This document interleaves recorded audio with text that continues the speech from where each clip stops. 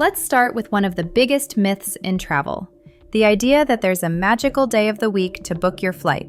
Sorry, Tuesday, your reign is over. These days, it's not about which day you book. It's about how far in advance you do it. Airlines adjust fares based on demand windows, not moon phases or lucky weekdays. Here's what the data says. If you're flying domestic, aim to book somewhere between 1 and 3 months out. The sweet spot, statistically, is right around 38 days before your trip. For international flights, widen that window. Think 3 to 6 months ahead. That's when fares tend to hit their lowest point before climbing again. Wait too long and you're basically tipping the pilot personally. Book too early and you fund the captain's coffee. Book too late and, well, you might as well buy his espresso machine. The goal is simple. Watch prices early, but pull the trigger in that middle sweet spot before they spike. Your future self and your bank account will thank you. Here's something that might surprise you. The best day to book your flight isn't Tuesday anymore. It's not the day, it's the timing. Recent studies show that Sunday bookings can save you about 6% on average for domestic trips. It's not a miracle, but hey, a discount's a discount. Why? During the week, business travelers drive up demand. By the weekend, corporate cards go quiet and airlines ease fares a bit to attract leisure travelers. So if it's Sunday night, you're doom-scrolling travel sites in your pajamas, good news, that's actually productive for once. Finally, something on a Sunday night that's cheaper than brunch. Just don't overthink it. The real savings still come from when you book, not which day. But if you're browsing anyway, Sunday gives you a tiny statistical edge. All right, so you've booked smart. Now let's talk about when you actually fly. If you can, aim for Tuesday, Wednesday, or Thursday departures. Here's why. No one plans a vacation that starts on a Tuesday, unless they really want to save. Flights that leave midweek tend to be noticeably cheaper because demand drops. Business travelers have already flown out Monday, weekend vacationers aren't moving yet, and you're the smart one sliding right through the gap. Shift your trip by just 1 day earlier or later, and you'll often get the same destination, same seat, smaller bill. Turns out, Wednesday isn't just hump day, it's discount day. And the best part? Midweek airports are calmer, security lines are shorter, and gate agents are actually smiling. Imagine that, saving money and your sanity. Here's where most travelers accidentally overpay. They plan backwards. The usual routine goes: pick your vacation dates, choose your destination, then search for flights. And by then, you've already boxed yourself into the expensive corner of the internet. Instead, flip it. Search flights first, then pick your destination, then your dates. When you start with what's cheap, you'll discover routes and destinations that never show up when you're fixated on one specific week. Type anywhere in Google Flights or Skyscanner, and you'll get a live map of the world glowing with real prices. It's like your travel bucket list just loaded itself, sorted by what your wallet actually agrees with. Then use the date grid or price graph to see when fares rise and fall. Slide your trip a few days either way and you can save hundreds without changing your plan, just your calendar. Think of it like a dating app. Keep your options open and you'll like what pops up. Sometimes your perfect match isn't Paris in July, it's Portugal in June. Same sunshine, half the price. Now here's a move that feels small, but can make a big difference. Don't just search one airport, search a cluster of them. Airlines don't price routes evenly. A flight out of one airport might be hundreds more than the exact same route from another just 30 or 40 minutes away.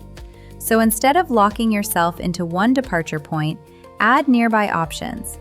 Think Miami and Fort Lauderdale, or JFK, Newark, and LaGuardia all at once. On the arrival side, the same idea applies. Sometimes the cheapest way to get where you're going is to not go there directly. Fly into a major hub, then take a short train ride or a quick regional flight to your final destination. It's called repositioning, and it's one of the simplest ways to unlock cheaper routes that most people never even see. Just keep one thing in mind. If you're booking separate tickets, give yourself extra buffer time.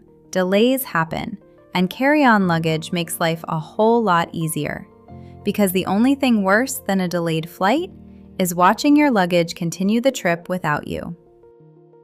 Great, now you're finding better routes. But before you book anything, we need to make sure that cheap flight doesn't turn into a terrible one. All right, this is where a lot of cheap flights stop being cheap, because that amazing $79 fare, sometimes it turns into $214 the second you add a carry-on bag, pick a seat, and choose the incredibly luxurious option of boarding the airplane with your dignity intact. That's why filters matter a lot. When you're comparing flights, always include the bags you actually plan to bring. Carry-on, checked, whatever applies. Otherwise, you're comparing fantasy prices, not real ones. Next, filter by things that affect your sanity: number of stops, departure times, arrival times, and minimum layover lengths. Because technically, yes, a 47-minute international connection is legal. Emotionally, that's between you and your stress level. And don't just search once and hope for the best. Use price tracking tools in Google Flights or Skyscanner so the apps do the watching for you. When fares drop, you'll get an alert. No refreshing tabs like a day trader at 2 a.m. You'll also start seeing whether the current fare is considered low, typical, or high based on historical pricing. And when the price is sitting in that low range, that's usually your sign to stop overthinking it and book. Filters and alerts help a lot. But there's one more trick many travelers overlook. And that's how some fares can quietly change depending on the region or the currency you book through. All right, last tip. And this one feels a little bit like a travel loophole. Sometimes airlines show different prices depending on the country or currency you're booking through. Same flight, same seat, same mildly aggressive boarding process. Different price.